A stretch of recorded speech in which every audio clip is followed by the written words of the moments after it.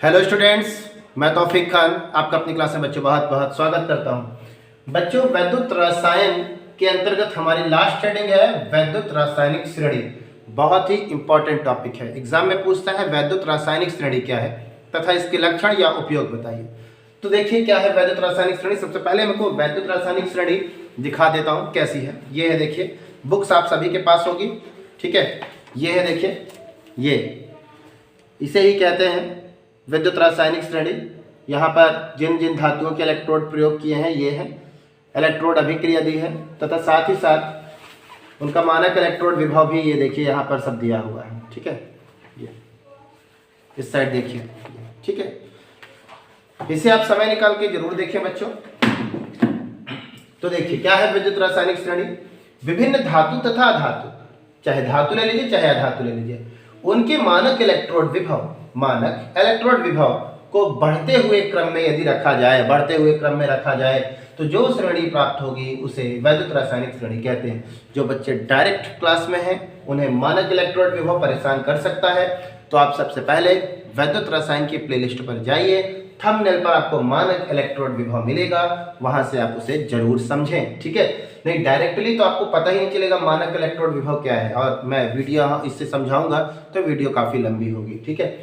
तो विभिन्न धातु तथा अधातु के मानक इलेक्ट्रोड विभव को जब उनको बढ़ते हुए क्रम पर अरेंज करेंगे, व्यवस्थित करेंगे, तो एक श्रेणी प्राप्त होगी, एक सीरीज मिलेगी, उसे ही वैद्युत रासायनिक श्रेणी कहते हैं। लक्षण क्या है वैद्युत रासायनिक श्रेणी में। श्रेणी में जब हम ऊपर से नीचे आते हैं, मैंने अभी आपको श्रेणी दिखाई, ऊपर से नीचे आते हैं, तो जब ऊपर से नीचे आते हैं तो बच्चों उसकी अपचयन क्षमता जो है वो घट जाती है। अपचयन का मतलब इलेक्ट्रॉन ग्रहण करने की क्षमता घट जाती है। दूसरा पॉइंट क्या कह रहा है, हाइड्रोजन से ऊपर के तत्व, ये देखिए ये है हाइड्रोजन, ये देख पा रहे हैं, ठीक है। कह रहा है हाइड्रोजन से ऊपर के तत्व,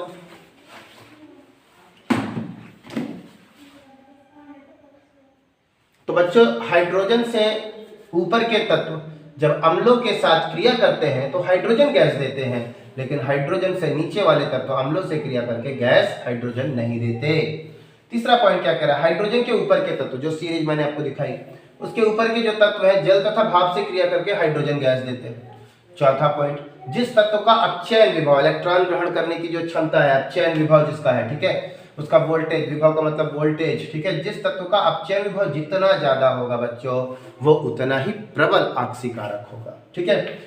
पांचवा पॉइंट क्या कहता है, श्रेणी का ऊपर वाला तत्व, जैसे श्रेणी का कोई एक ऊपर वाला तत्व है, वो नीचे वाले तत्व के विलयन, ठीक है, क्या लिखा है, श्रेणी के ऊपर वाला तत्व। मान लीजिए हमारे पास कोई श्रेणी है ए बी सी, ऐसे जो श्रेणी बनी है, तो कह रहा ऊपर वाला तत्व जो है, ठीक है, नीचे वाले तत्व के विलयन में उसे विस्थापित कर देता है, हटा देता है। श्रेणी का ऊपर वाला तत्व, मान लीजिए ऊपर वाला तत्व नीचे वाले तत्व, ये नीचे वाले तत्व को उसके विलयन से हटा देता है। उपयोग देखेंगे क्या है, सेल के मानक ईएमएफ की गणना करने में इसका उपयोग किया जाता है। इलेक्ट्रोमोटिव फोर्स, ठीक है, सेल के विद्युत वाहक बल की बात कर रहा है ये। और दूसरा पॉइंट, धातु की क्रियाशीलता की तुलना करने में हमें इस श्रेणी का उपयोग है, ठीक है। तो बच्चों ये थी वैद्युत रासायनिक श्रेणी। अब यहाँ से आपका लेसन थ्योरेटिकल पार्ट खत्म है, एक आध वीडियो और आएगी जिसमें आप न्यूमेरिकल देखेंगे। धन्यवाद।